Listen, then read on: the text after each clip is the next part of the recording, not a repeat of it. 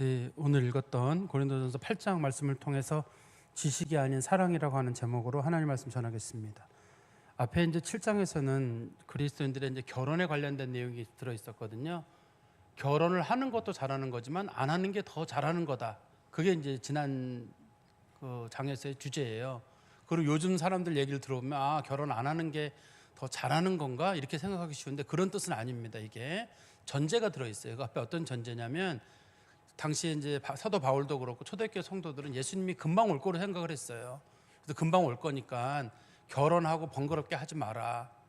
그 시간이 있으면 하나님 앞에 더 봉사하고 더 수고해라. 그런 전제가 들어 있습니다. 그래서 임박한 주님의 재림과 두 번째는 하나님 앞에 내가 어떻게 하면 더 헌신할 것인가를 주제를 가지고 결혼하는 게 옳으냐 하지 않는 게 옳으냐의 문제에 대해서 사도 바울은 얘기하기를 남자든 여자든 간에 결혼하는 것도 잘하는 거다. 그러나 결혼을 하지 않는 게 더 잘하는 거다. 그 힘, 결혼하는 사람들은 자기 남편이나 가족을 돌보는데 시간을 보내게 되는데 결혼 안 하는 사람들은 온전히 하나님 앞에만 집중하게 되지 않느냐. 그렇기 때문에 하나님 앞에 성도들이 집중하는 걸 자기는 좋아하기 때문에 임박한 재림을 생각한다면 결혼하지 말고 지내라. 이렇게 이제 성경의 앞부분에 나와 있는 게 이제 그런 내용입니다. 근데 이거를 요즘 잘못 오해하면은 사도 바울이 결혼하지 말라 그랬다고라고 한다든지 결혼하지 않는 게 더 잘하는 거라고 했다든지 그런 식으로 이거를 적용시키면 안 됩니다. 이거는 그런 배경이 들어있는 게 아니기 때문에 그래요. 그다음에 이제 오늘 본문에서는 이제 우상의 제물에 관련된 내용인데요. 이거 너무 잘하는 본문이에요. 이 성경에 또 이 본문이 고린도전서 8장에 있는 본문이 그 성경에서는 로마서 14장에 있는 내용하고 똑같아요. 내용이요. 로마서 14장에 똑같은 내용이 나오거든요. 그렇다고 글씨가 똑같다는 뜻이 아니라 전체적인 주제가 똑같아요. 로마서 14장에 있는 내용이랑요. 그래서 여러분들 이 내용을 잘 이해가 잘 안 되시는 분들은 나중에 로마서 14장을 읽어보시면 이게 무슨 얘기구나 아마 여러분들이 좀 이해를 하실 수 있을 것 같아요. 이 고린도전서 8장은 어떤 배경을 가지고 있냐면 당시에 이제 우리가 사도행전 15장에서 어떤 결정이 있었냐면 이방인 교회들에 대해서 4가지 항목의 자유를 나머지를 다 자유를 주면서 4가지 항목의 제한 규정을 뒀습니다. 요거는 하지 마라. 이게 어떤 거냐면 우상의 제물을 먹지 말아라. 그다음에 목매어 달아 죽은 거 먹지 말아라. 핏째 먹지 말아라. 음행을 하지 말아라. 요 4가지가 이제 초대교회의 그 최소한의 규정이었어요. 이방 교회들에 대해서 원래 이제 그리스도인들은 사실 아무거나 먹어도 돼요. 우상의 제물을 먹어도 되고 그다음에 핏째 먹어도 되고 뭐 목매어 달아 죽은 거 먹어도 되고 아무 상관이 없어요. 성경적으로는 아무 상관이 없는데 문제는 이제 유대인 그리스도인들이 그것 때문에 시험에 드는 사람이 생긴 거예요. 어떻게 인간이 핏째 먹은 걸 먹을 수 있냐? 우상의 제물을 어떻게 먹을 수 있냐? 그렇게 해가지고 이제 교회 내에서 자꾸만 분쟁을 일으키니까 당시 초대교회 회의를 열었거든요. 예루살렘 공회의라고 하는데 사도행전 15장에 보면 그 회의 열어가지고 자 그러면 믿음이 약한 사람들, 여기서 믿음이 약한 사람들은 유대인 그리스도인들이에요. 유대인 그리스도인들은 우상의 제물을 먹는 건 인간도 아니다. 핏째 든 음식을 먹는 건 인간도 아니다. 목매어 달아 죽은 거 먹는 거 인간도 아니다. 음행을 하는 건 인간도 아니다. 이런 식으로 생각을 가진 사람들이 믿음이 약한 사람들입니다. 당시에 믿음이 센 사람들은 그리스도께서 다 주셨는데 뭘 먹으면 어떠냐고 즐거운 마음으로 먹으면 된다. 이게 믿음이 좋은 사람들이에요. 그런데 이제 믿음이 약한 사람들이 교회에 하도 이렇게 난리를 피니까 그러면 교회가 이방인 그리스도인들에게 몇 가지 기준을 주라는 거예요. 그래서 이 기준이 항상 정해지는 건 아닙니다. 한시적으로만 이 기준을 정해주면서 혹시라도 유대인 그리스도인들이 그것 때문에 시험에 들 수 있으니 유대인 그리스도인들을 위해서라도 이방인 그리스도인들 중에 믿음이 좋은 사람들이 좀 자제를 해라. 그게 이제 사도행전 15장 19절부터 20절에 나와 있는 내용이에요.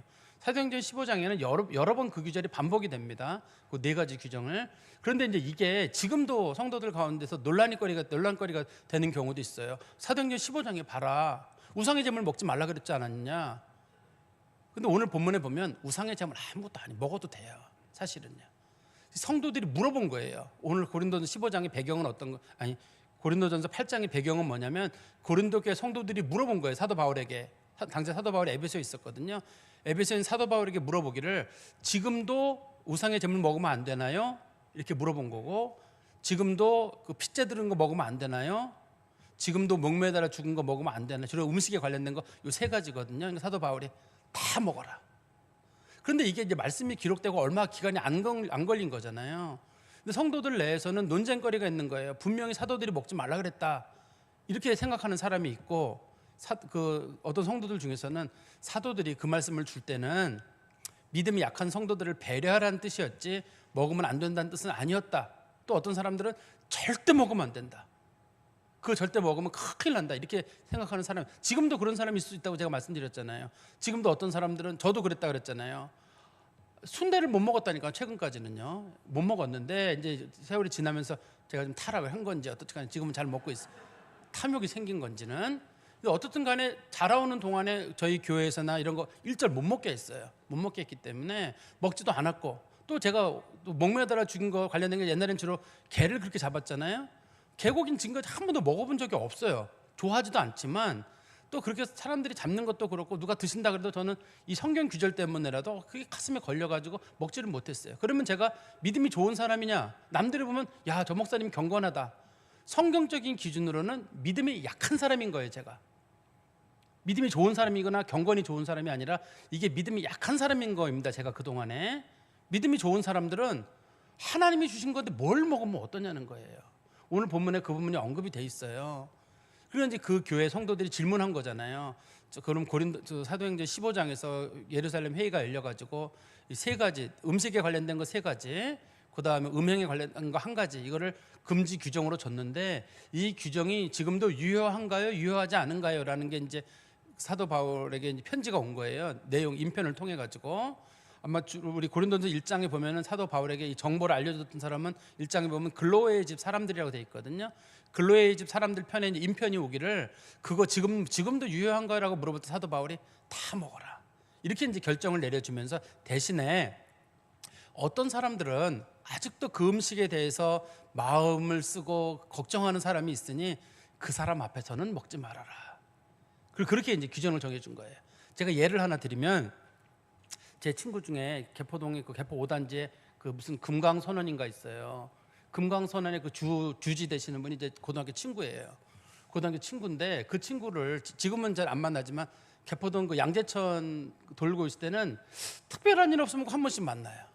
왜? 눈에 금방 띄어요. 그분이 머리 숱이 많지 않아 가지고 스님이다 보니까 자주, 그리고 또 그분이 옥사우나를 자주 이용을 해요. 주일날. 그래서 이렇게 올라갔다 보면 처음에 저도 만날 때도 분명히 그놈 같은데, 근데 그놈도 그놈 같은데 서로 이렇게 하다가 혹시 이렇게 했는데 저는 목회자고 그분은 스로서 이렇게 서로 딱 만났단 말이에요. 근데 그분이 하시는 말씀이 이제 스님이신 성한 스님이라고 스님이신데, 그분이 저한테 얘기하기를, 자, 신 목사님, 우리 저 식사 한번 합시다. 그래서 내가 스님하고 뭘 먹냐 했더만, 우리는, 자기는 이제 학승이 되는 거예요. 그 친구 이제 원래 사법고시 공부하다가 스님이 된 거거든요. 근데 그 친구 말이 저보고 자기는 학승이어서 고기를 먹을 수 있다는 거예요. 그래서 고깃집에서 만나자는 거예요. 그래서 내가, 야, 스님을 만나는 것도 이게 문제인데, 근데 지금 이제 개포동에서 만나는 거잖아요. 만나서 두 사람이 이제 고기를 먹어야 되는데, 그럼 스님하고 저랑 둘이 앉아가지고 고기를 먹는단 말이에요. 사람들이 봐도 이게 문제고, 또 두 번째는 또 스님이 마침 또 고기를 드시겠다고 하시잖아요. 또 사람들이 스님이 아무리 고기를 밑에 깐다 그래도 딱 눈에 띌 거 아니에요, 이거를. 그래서 제가 몇 번을 거절했어요. 결과적으로 식사를 못했어요, 그 스님하고는. 그럼 왜 그런 일이 생기게 되냐면, 혹시라도 제가 그 스님하고 이렇게 식사를 나누는 경우 성도들이 봤을 때, 목사님이 친구는 아닐 거고, 목사님 일찍부터 신학적으로 왔다 하면 친구는 아닐 거고, 목사님이 저렇게 타 종교에 대해서 저렇게 개방적인 태도를 가지고 있을까? 제가 그게 아닙니다라고 설명을 하려면 너무 구구절절하잖아요. 구구하니까 말 안 하고 지나가다 보면, 목사님이 스님하고 왜 먹었을까? 또 저 스님은 왜 저렇게 고기를 드셨을까? 이런 일이 생길까봐, 그런 것 때문에 제가 이제 그 스님하고 일절 식사를 하지 못했거든요. 이제 양재천에서는 몇 번 만나서 둘이 얘기는 나눴었는데, 그런 거랑 비슷하다고 보시면 돼요. 스님하고 음식을 먹으면 어떻고 고기를 먹으면 어떻고 무슨 상관이 있어요? 맛있게만 먹으면 되죠. 그렇지만 저랑 그 스님하고 고기를 먹는 모습을 봤을 때 그것 때문에 시험 드는 사람이 있을 거 아니에요. 그러면 사도 바울은 얘기하기를, 나는 그런 사람이 생긴다 그러면 죽을 때까지 영원히 고기를 먹지 않겠다. 평생 채식주의자로 산다는 뜻이 아니에요. 나는 믿음 약한 사람들을 먼저 고려하기 위해서 나는 음식을 먹지 않겠다고 하면서 이제 사도 바울이 결론을 내리는 겁니다. 우리 한번 볼까요? 제가 다 설명할 수 있는지 모르겠네요. 우리 8장 1절입니다. 우상의 제물에 대하여는 우리가 다 지식이 있는 줄 아나 지식은 교만하게 하며 사랑은 덕을 세우나니 만일 누구든지 무엇을 아는 줄로 생각하면 아직도 마땅히 알 것을 알지 못하는 것이요 또한 또 누구든지 하나님을 사랑하면 그 사람은 하나님도 알아주시느니라. 여기 보면 우상의 제물에 대하여는 우리가 다 지식이 있다. 무슨 뜻이냐면 우리는 하나님을 믿어요. 예수님을 믿거든요. 하나님 믿고 예수님 믿는 사람들은 하나님이 다 구원하셔요. 어떤 음식 먹는지 아무 상관없다는 뜻이에요. 그래서 지식이 있다는 말은 고린도 교회 성도들은 전부 다 하나님을 믿고 있고 예수님을 믿고 있고 어떤 음식을 먹어도 죄가 되지 않고 다 알고 있어요. 그 교회 성도들은 지식이 있다는 말이 그런 뜻입니다. 이 본문에서는요. 그런 걸 다 알고 있는데 너희들 그거 잘하는 거다. 그렇지만 지식은 교만하게 한다. 그렇다고 해가지고 나는 우상의 음식은 아무것도 아니야. 그렇게 생각하고 음식을 먹기 시작하면 혹시라도 너희들 중에 믿음이 연약한 사람이 그걸 보고 나서 마음에 시험 드는 사람이 있을 수 있으니 지식으로만 하지 말고 1절 끝에 보시면 사랑은 덕을 세운다라는 말이 있잖아요. 사랑으로 해라. 무슨 말이냐면 혹시라도 주변에 시험 드는 사람이 있는지 없는지를 잘 고려하면서 그 사람들 먼저 배려하라는 거예요. 근데 이제 믿음 좋은 사람이라고 생각하는 사람들은 아니 뭘 먹으면 어때? 뭘 먹으면 어떠냐 생각하는 분이 계실 거 아니에요. 그런데 성경에서는 뭘 먹으면 되는 문제가 아니라 혹시라도 그것 때문에 시험 드는 사람이 있을 수 있으면 그 사람을 배려하는 것이 진짜 믿음이 좋은 사람이란 뜻이에요. 진짜 믿음 좋은 사람은 뭐냐면 어떤 걸 먹어도 된다가 아니라 먹을 수 있지만 자기가 그걸 먹지 않고 다른 사람의 믿음 약한 사람들을 배려한다는 뜻입니다. 그래서 2절에 다시 보시면 누구든지 무엇을 아는 줄로 생각하면 우상의 음식 먹어도 돼. 맞아요. 생각하면 아직도 마땅히 알 것을 알지 못하는 것이다. 뭐든지 먹어도 된다고 생각하는 사람은 마땅히 알지 못하는 거예요. 진짜 아는 사람은 먹을 수 있지만 다른 사람들을 생각해서 최대한 배려하고 그 사람들을 참작해주고 고려해 주는 거, 그게 진짜 아는 사람이란 뜻이에요. 그러니까 안다고 생각하는 사람은 모르는 거고 모른다고 생각하는 사람은 아는 거. 이거 많이 들어보셨죠? 저희 소크라테스가 말하는 너 자신을 알라란 말을 우리가 한문으로 무지해지라고 하잖아요. 아무것도 모른다고 생각하는 사람은 어쩌면 아는 거고 안다고 생각하는 사람은 어쩌면 아무것도 모르는 거예요. 실제로 만약에 우리가 너 성경 알아? 그러면 난 성경 잘 알지? 성경 모르는 사람이에요. 성경을 잘 아는 사람들은 하나같이 성경이 너무 어려워요. 나 성경 열독했는데 열독한 사람은 쉬워요. 근데 백독한 사람은 성경이 어려워요. 성경을 꼼꼼히 읽는 사람들은 성경이 그렇게 어려워요. 근데 성경을 쉽게 쭉쭉 읽는 사람들은 성경이 쉬워요. 난 성경 쉽던데. 맞아요. 그 사람 수준에서는 쉬워요.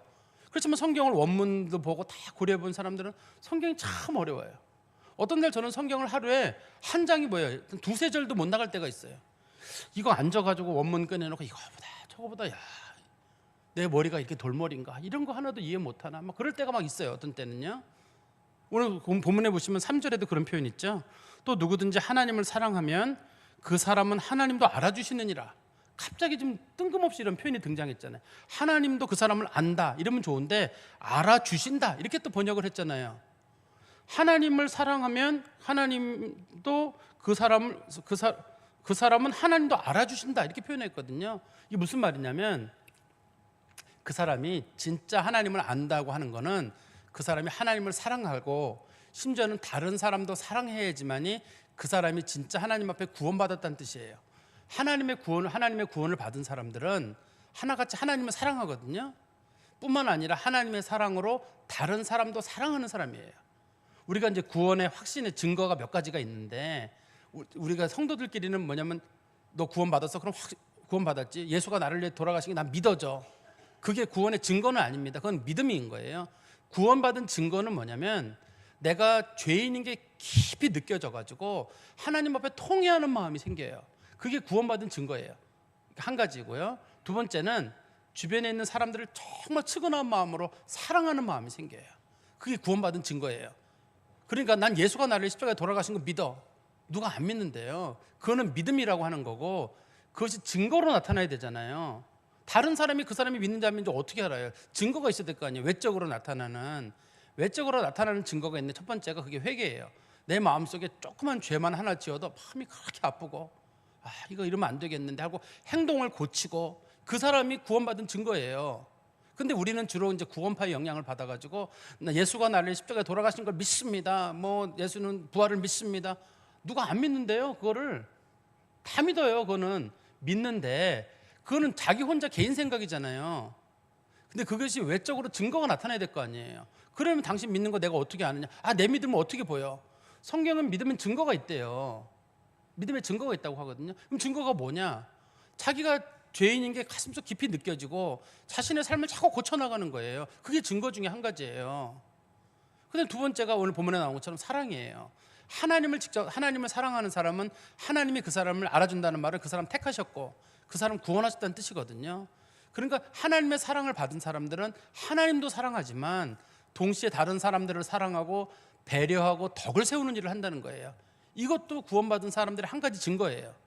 지금 사도 바울이 이 부분을 강하게 얘기하는 건 뭐냐면 그 교회 성도들이 하나같이 믿음을 자랑하는 거예요. 난 믿음이 좋다는 거예요. 은사가 많고. 사도 바울이 믿음 좋고 은사 많은 게 그게 뭘 대단하냐는 거예요. 그거는 네 생각이잖아요. 개인이 그런 거잖아요. 그거 객관적인 증거 자료를 대야 될 거 아니에요. 우리가 이제 그 안타까운 것 중에 한 가지가 뭐냐면 이제 초등학생들이 시험을 안 보나요? 요즘은 어떤지 모르겠네. 등수가 안 나오는 경우 있잖아요. 그러면 다들 공부를 잘하는 것 같은데 어느 날 갑자기 시험을 딱 보면 그 시험 성적에 따라서 그 사람의 이제 그 등수가 나오고 객관적인 평가가 나올 때가 있어요. 근데 어떤 분들은 아예 그런 평가를 없애자. 좋아요. 없애면 좋은데 나중에 그 사람이 어딘가 가서 평가를 받아야 되는데 자기는 자기가 진짜 잘하는 줄 알았어요. 근데 막상 평가를 받아보니까 생각보다 실력이 뚝 떨어지는 경우가 있을 수 있잖아요. 그래서 저는 개인적으로는 시험이 좋다고 생각해요. 저는 뭐 잘난 체를 위해서가 아니라 내가 어느 정도를 가고 있는지를 잘 확인할 수 있는 그런 방법 중에 한 가지이기 때문에 그렇거든요. 근데 신앙도 마찬가지예요. 신앙도 내가 다 신앙생활 잘하는 거 믿음 좋은 것처럼 보이고 다 그러는데 그 사람 진짜 믿음 생활 잘하는지 어떻게 아느냐? 그 사람 변화가 있느냐는 거예요. 그 사람 예수 믿고 변화됐느냐? 누구라도 봤을 때도 저 사람 바뀌었다. 그러면 그 사람 진짜 믿음 좋은 거예요. 누가 봐도 바뀐 사람이 있습니다. 우리 교인들도 보다 보면 저 사람 많이 바뀌었네. 저 사람 진짜 예수님 가까워졌네 하는 사람들이 있어요. 물론 여전히 마음속에 갈등도 있고 다투고 다 그렇지만 긴 차원에서 봤을 때 저 사람 진짜 많이 바뀌었네. 하나님 저 사람 사용하시는구나. 이렇게 하는 게 한 가지가 있고 두 번째는 사랑이에요. 다른 사람들을 볼 때 자기 중심으로 보지 않고 이기적인 사람이나 소위 우리가 이제 나르시시스트나 소시오패스들은 전부 자기 중심으로만 생각해요. 엄청 서운합니다. 늘 서운해요. 왜냐하면 전부 자기 중심으로 생각하기 때문에 내 마음에 안 드는 일 있으면 이것도 서운하고 저거 서운하고 그건 뭐 문제가 있는 사람이에요. 정신질환 쪽으로 가까이 가고 있는 사람이거든요. 서운한 게 많은 사람들은 그거보다는 다른 사람이 서운하겠지 다른 사람이 속상하겠지 그거를 배려하는 사람이 성경에서는 사랑이에요. 근데 지금 우리는 주로 자기애에 많이 빠져가지고 내가 정말 열심히 하고 나를 너무 사랑하기 때문에 나 외에 다른 사람들에 대해서는 아주 적대적인 태도를 보이고 있고 서운한 일이 너무너무 많아요. 마음속에. 그건 그리스도인들의 증거가 아니에요. 그리스도인들의 증거는 다른 사람들을 볼 때 속상한 거예요. 누가 엄청난 일을 들었다 할 때 저 사람들 얼마나 힘들까. 그 집 애들에 관한 얘기를 들었으면 부모 마음에 저 얼마나 힘들까. 저거 어떻게 하면 좋을까.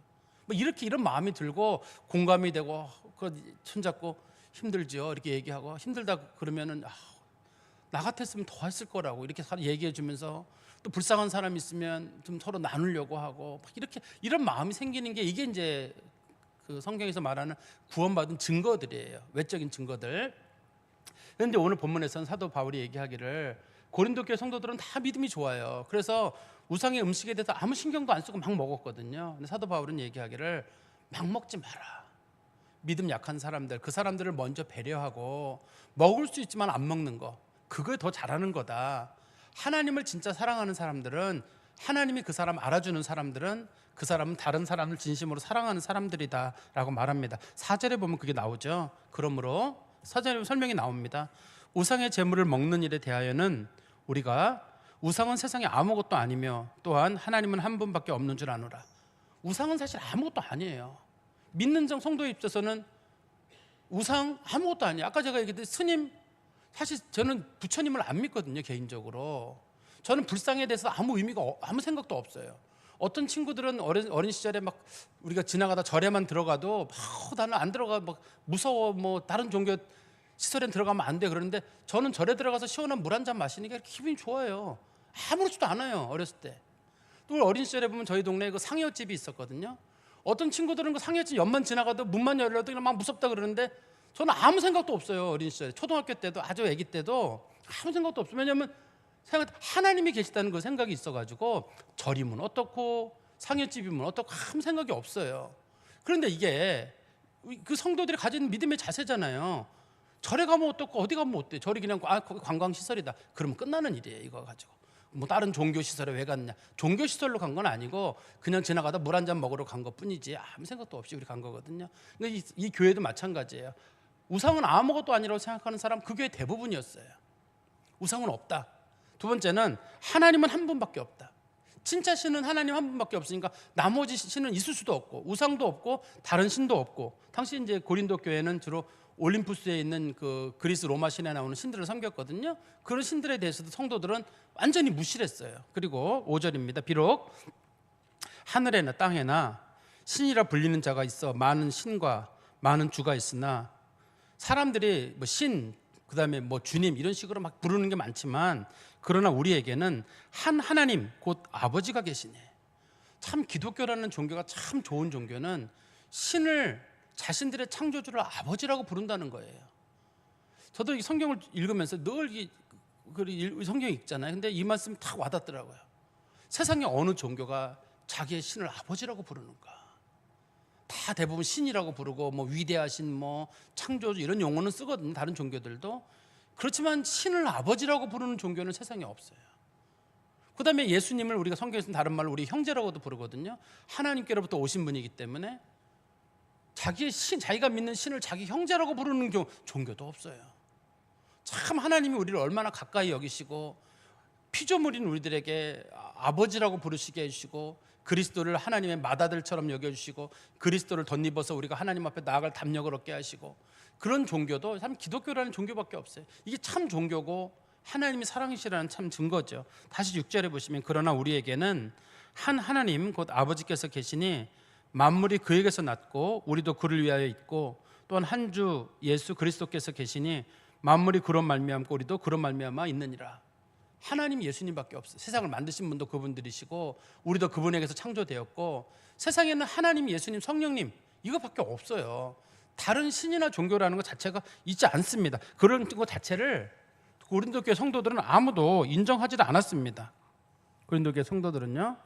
그런데 다 7절에 보십시오. 그러나 이 지식은 모든 사람들에게 있는 것이 아니므로, 이 정도의 믿음에 이른 사람이 모두는 아니었어요. 그 중에 어떤 이들은 지금까지 우상에 대한 습관이 있어 우상의 제물로 알고 먹는 거로 그들의 양심이 약해지고 더러워졌느니라. 근데 어떤 사람은 믿음으로 안 먹는 게 아니라, 어떤 사람들은 음식을 먹을 때 당시에 이제 우상의 제물에 대한 얘기 조금 설명 제가 드려야 될 것 같으네요. 고린도 지역에서는 개인이 이렇게 도살업자가 동물을 잡을 수가 없어요. 동물을 잡으려면 반드시 고린도 신전에 있는 제사장에게 가서 동물을 잡아달라고 해야 돼요. 동물을 잡잖아요. 잡으면 제사장이 그 중에 일부를 가져가요. 일부를 가져가고 나머지 부분은 그 동물을 맡긴 사람에게 줘요. 그럼 동물을 맡긴 사람은 주로 도축업자들이거든요. 도축업자들이 그 음식 받은 걸 받아가지고 와가지고 시장에 팔아요. 그러니까 고린도 교인들이 먹는 음식의 100%는 다 우상에게 바쳤던 제물이에요. 개인이 한 음식이 없습니다. 그런데 어떤 성도들은, 믿음이 좋은 성도들은 우상 자체를 인정하지 않기 때문에 우상에게 바친 것 자체를 별로 신경 쓰지 않고 그냥 잘 먹었어요. 근데 어떤 성도들은 믿음이 없으면서도 옛날에 먹던 습관 때문에 그냥 먹은 사람이 있어요. 두 종류의 사람이 있는 겁니다. 하나는 믿음으로 음식을 먹은 사람이 있고, 어떤 사람은 믿음이 있는 게 아니라 그냥 자기가 옛날부터 먹던 습관 때문에 먹는 거예요. 예를 들어 이런 경우 있을 수 있어요. 그리스도인들도 저는 그리스도인들이 술 먹는 걸 좀 반대합니다. 저는 개인적으로 반대를 합니다만, 그리스도인들이 뭐 하나님이 주신 건데 뭐 내가 그저 뭐 포도주 한 잔 먹을 수 있지 하고 이제 그냥 드시는 분이 계실 수가 있어요. 근데 어떤 사람은 술을 못 끊어가지고 지금까지 그냥 늘 먹던 습관대로 술 한 잔 먹는 거예요. 두 사람이 똑같이 먹는데 한 사람은 술을 이미 끊었음에도 불구하고 그냥 내가 하나님 주신 건데 뭐 고기 먹을 때 잠깐 한 잔 정도 먹어야지 이런 마음으로 그 사람 먹은 사람이 있고, 어떤 사람은 술 좋아하는 사람이라서 그 술 먹은 사람이 있는데 한 사람은 술을 끊은 사람인 거, 한 사람은 알코올 중독자인 거잖아요. 다른 거란 말이에요. 이 본문도 지금 그거거든요. 그 고린도 교회 성도들 내에서는 어떤 성도들은 믿음이 좋아가지고 그 음식을 먹어요. 믿음 좋은 사람 음식을 먹어요. 믿음이 안 좋은 사람은 음식을 안 먹어요. 고기를 다시 설명드릴게요. 믿음이 좋은 사람은 고기를 막 먹어요. 왜냐면 우상을 인정하지 않으니까요. 우상에게 바쳤으면 뭐하고 안 바쳤으면 뭐예요. 그냥 하나님 주신 거 맛있게 먹으면 돼. 이러면 되는 사람들인 거고, 믿음이 나쁜 사람들은 우상에게 드린 걸 어떻게 먹어? 약간 깨름직해가지고 못 먹어요. 그 사람들은 믿음이 나쁜 사람들이에요. 이 교회에서는요. 그런데 어떤 사람은 믿음이 좋은 것도 나쁜 것도 아니고 그냥 고기 먹는 게 좋아서 그냥 고기 먹는 거예요. 그냥 믿음도 없고 뭐도 없고, 그 세 부류의 사람이 이 교회에 있는 겁니다. 그래서 다시 보시면 7절에 그러나 이 지식은 모든 사람에게 있는 것이 아니므로 어떤 이들은 지금까지 우상에 대한 습관이 있어 우상의 제물로 알고 먹는 거로 그들의 양심이 약하여지고 더러워지느니라. 그런데 그냥 고기를 좋아해서 먹은 사람들은 믿음으로 먹는 게 아니기 때문에 죄가 돼요. 성경은 죄의 기준이 있거든요. 하나님이 주신 것을 감사함으로 받아서 먹었어요. 고기를. 죄가 안 돼요. 그런데 믿음으로 먹는 게 아니라 그 사람이 그냥 그 음식을 내가 그냥 먹고 싶은 마음에 그냥 먹었어요. 그러면 그건 죄가 돼요.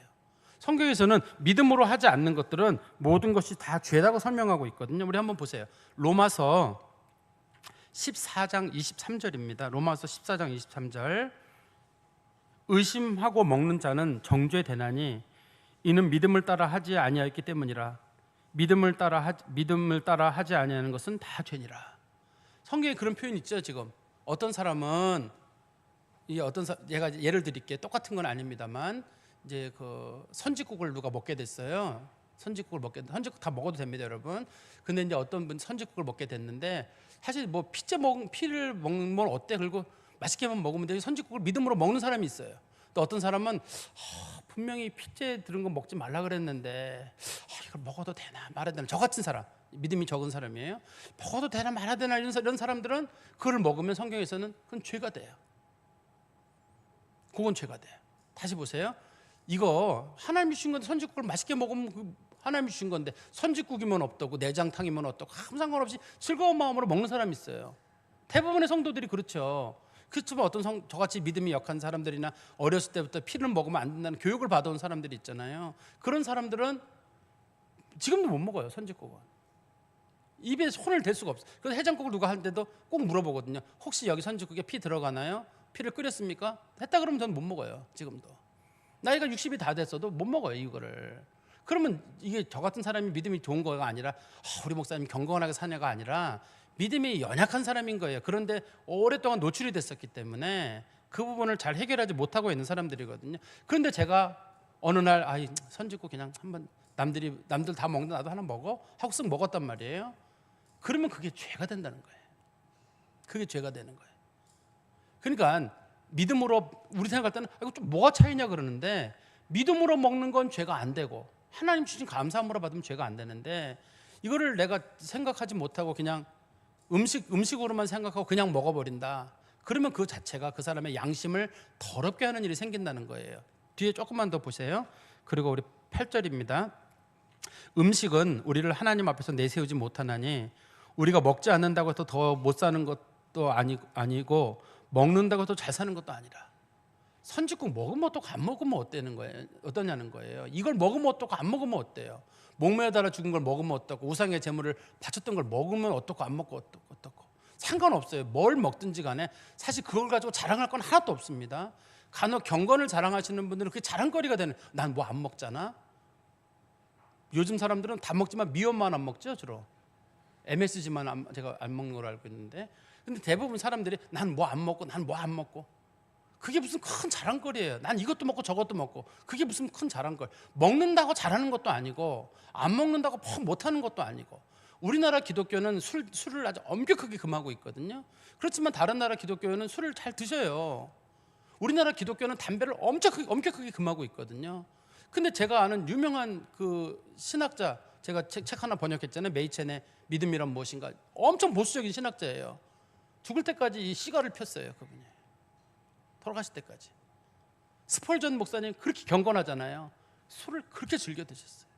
그러니까 이게 그 문화적인 면도 있어요. 문화적인 면도. 한국 기독교는 술 문제와 담배 문제를 엄격하게 금하고 있습니다. 그 기독교가 들어올 당시에 우리 사회가 술, 담배, 마약, 아편 문제로 인해서 사회가 무너지고 있던 시기였기 때문에 선교사들이 그걸 엄격하게 금했고, 지금도 한국 교회는 그걸 전통으로 지켜오고 있는데 저는 그거 잘하고 있다고 생각을 해요. 잘하고 있다고 생각하고 있고, 특히 교회 중직자들은 안 하는 게 좋다고 저는 생각해요. 메이첸이나 스펄전이나 그런 분들이 드셨다고 해가지고 그분들이 꼭 잘했다고만 보기는 어려운 면이 있거든요. 건강을 상했을 거로 보이기 때문에 건강 상한 거를 그거를 잘했다고 해가지고 그분도 드셨다니 나도 먹고 그분 폈다니까 나도 피고 이런 건 안 됩니다. 성경적으로는. 근데 음식은 아무것도 아닌데 다시 9절 보십시오. 그런즉 너희의 자유가, 뭐든지 먹을 수 있는 자유가 믿음이 약한 자들에게 걸려 넘어지는 것이 되지 않도록 조심하라. 10절입니다. 지식 있는 내가 우상의 집에 앉아 먹는 것을 누구든지 보면 그 믿음이 약한 자들의 양심을 담력을 얻어 우상의 재물을 먹게 되지 않겠느냐. 아까 제가 스님하고 예를 들었죠. 제가 스님하고 둘이 고기를 먹고 있는데 누가 보고 있다가 하면서 목사님이 스님하고 음식 먹으면 나도 절에 가서 좀 뭐 먹을 수 있나? 스님하고 교제를 잘하고 이래도 되나? 이렇게 오해를 할 수 있잖아요. 그럴까 봐 성경에서는 너는 그 사람하고 친구인지 모르고 그 사람 상황을 다 알아서 먹을지 모르지만 다른 사람이 그것 때문에 시험에 들 수 있으면 먹으면 안 돼요. 제가 그 친구랑 먹으면 안 돼요. 혹시라도 마침 그 친구가 마침 개포동에 살고 있었고 개포 5단지 살고 있어가지고 마침 제가 거기서 먹고 있는데 마침 우리 게 집사님이나 권사님이 들어와서 그거 봤다. 그거 그렇게 썩 좋아 보이지 않을걸요? 그죠? 썩 좋아 보이지 않아요. 그렇기 때문에 그리스도인 목회자로서는 그걸 먹으면 안 되는 거예요. 그 자리에서는. 사도 바울이 얘기하는 것도 그거거든요. 내가 만일에 그렇게 여기 우상의 집이란 말은 우상 드리는 곳에 가가지고도 고기 막 먹고 그러면 믿음이 약한 사람들이 저기 막 먹어도 되나 싶어가지고 음식을 먹다 보면은 그 사람들은 너처럼 믿음 좋은 사람도 아닌 사람들이 먹다가 나중에 그 사람들이 양심에 큰 상처를 입어가지고, 아니 뭐든 믿음으로 먹는 건 괜찮은데 믿음으로 먹는 게 아니라 그냥 고기 좋아가지고 먹다가, 아니 안목의 목사님도 나는 먹으면 안 되냐고. 그분은 믿음이 좋아서. 음식 먹는데 무슨 믿음 따져, 그냥 먹으면 되지. 이런 식으로 하다가 양심에 큰 상처를 받는 사람들이 있기 때문에 내가 음식을 먹을 수 있지만 극히 조심하라고 하는 거예요. 다시 보십시오. 11절입니다.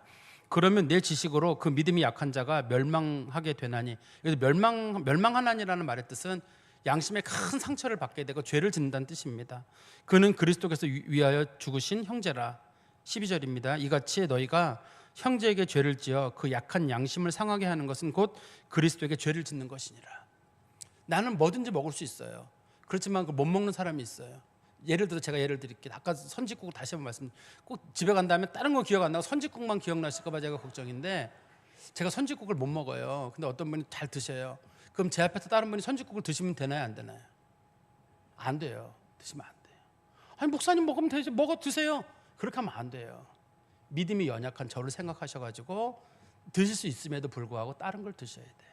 성경적인 예를 드리면, 까다롭네. 까다로운 게 아니라 성경에서는 믿음이 약한 사람을 고려하지 않고 그 사람은 아직까지도 자유롭지 못한 사람인데 그 사람 앞에서 네가 먹게 되면 그 사람에게 죄를 짓게 만드는 거고, 그 사람이 그 때문에 나중에 믿음에 자유롭지 못한 사람이 너처럼 흉내내고 먹게 되다 보면 나중에 그 사람도 하나님 앞에 죄를 짓게 만드는 게 아니냐. 네가 무슨 자격으로 그렇게 하느냐는 거예요, 성경에서는요. 그리고 13절입니다.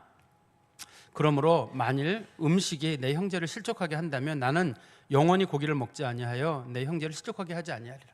사도 바울은 당신 고기 안 먹을 거냐라고 사람들이 물어보면, 만약에 내가 고기를 먹는 문제 때문에 내 형제들이 시험 드는 사람이 있다 그러면 나 고기 다시는 안 먹는다. 고기 다시는 안 먹는다는 거예요. 자신 있냐? 그래, 난 안 먹는다. 고기 때문에 시험 드는 사람이 있다 그러면. 당시 이제 이런 일이 왜 생기게 됐냐면, 이방인 그리스도인들이 평상시 자기는 안 먹어요. 잘 안 먹는데 친구 집에 초대를 받아서 갔어요. 이방인 친구 집에. 근데 그 집에서 마침 고기를 내놨네요. 그래서 먹었어요. 자기는 뭐 별 생각 없이 먹었단 말이에요. 그런데 옆에 있는 친구는 이걸 먹으면 안 된다고 생각하는 사람이 같이 그 자리에 합석을 한 거예요. 같이 합석을 했는데 그 친구가 이 친구 먹는 거 보고 크게 시험 드는 일이 생긴 거예요. 한 집에 두 사람이 초대를 받은 게 배경입니다. 이게 한 집에 두 사람이 초대를 받았는데 한 사람 예수 안 믿는 사람이 초대한 거예요. 근데 그 사람이 고기를 맛있게 구워내놨어요. 근데 믿음 좋은 사람이 그냥 별 생각 없이 먹었어요. 근데 한 사람은 저 우상의 제물은 먹으면 안 되는 거 아니야? 특히 저 집은 저 우상에게서 음식 나오는 걸 알려진 집인데 저거 먹으면 안 되는 거 할 때 사도 바울은 먹지 마라. 그런 데서는 네가 믿음이 좋다 할지라도 가지도 말고 먹지도 말고 믿음 약한 사람 있으면 잘 배려해라, 이런 뜻입니다. 제가 말씀해 준 결론을 맺으면 이 본문에서는 내가 믿음이 좋고 성경을 많이 알고 그게 더 중요한 게 아니라 더 중요한 건, 그것도 중요한 거지만 더 중요한 건 사랑이에요. 배려하는 마음이에요. 믿음이 약한 사람이 혹시 시험 들지 않을까? 혹시 저 사람 상처받지 않을까? 내가 하는 행동들 때문에 혹시 저 사람이 문제가 있지 않을까? 그거를 잘 배려하는 게 하나님께서 우리를 알아주시는 방법이듯이 우리도 사랑으로 다른 사람들을 대해야 돼요. 제가 아까도 말씀드렸죠. 그리스도인들이 구원받은 외적인 증거라는 게 있잖아요. 외적인 증거는 변화예요. 성경에서 그걸 회개라고도 부르기도 합니다만 사람들이 예수 믿으면 변화되는 거예요. 예수 믿는 사람이 안 변하잖아요. 사람들이 크게 시험 듭니다. 몇십 년이 지나도 안 변하면 크게 시험 들어요. 아니 예수 믿으면 변화되는 줄 알았더만 웬걸 더 악화되네 이거. 기독교 가짜네. 난 믿음이 좋아. 믿음이 좋은 사람이 왜 안 변하냐는 거예요. 그게 하나가 문제가 될 거고, 두 번째는 믿음이 좋은 사람들은 겉으로 사랑이 반드시 있어야 돼요. 최대한 배려하고. 우리 사회는 배려 문화가 아니잖아요. 지금 네 하고 싶은 대로 해라, 네가 옳다, 네 대로 해라, 이렇게 하는 문화인데 성경에서는 배려해라. 연약한 사람들, 마음 부족한 사람들, 가난한 사람들, 배고픈 사람들 다 배려해라. 그게 그리스도인들의 진짜 외적인 증거예요. 오늘 본문에서도 지식도 중요합니다만 지식이 아니라 사랑이라고 제가 제목을 정한 이유는 그것 때문입니다. 이 말씀 마음에 담으시기를 바랍니다. 기도하겠습니다. 하나님 아버지, 주께서 말씀하시기를 참된 믿음은 사랑으로 역사하는 믿음이라고 하십니다. 사랑이 없으면 온전한 믿음이 되지 못한다고 했을진데 저희들이 예수 믿는 믿음의 깊은 단계로 나아갈수록 하나님의 마음을 잘 헤아리는 자들이 되고 다른 사람들의 마음도 잘 헤아리는 자들이 되고 내 믿음 자랑하지 않게 하시고 늘 겸손한 마음으로 많은 사람들을 품어가는 온전한 그리스도인이 되게 하여 주시옵소서. 우리가 변화되지 않으면 많은 사람들이 시험에 듭니다. 하나님 아버지, 변화가 늦어져도 사람들이 시험에 든다는 사실을 늘 기억하고 우리 자신을 쳐서 날마다 복종하는 일이 우리 가운데 있게 하시고 또한 저희들 속에 그리스도의 사랑이 날마다 흘러나와서 연약한 사람들, 또 가난한 사람들, 어려운 사람들 늘 그리스도의 마음으로 사랑하고 품어가는 온전한 사람들이 되게 하여 주시옵소서. 예수 그리스도의 이름으로 기도하옵나이다. 아멘.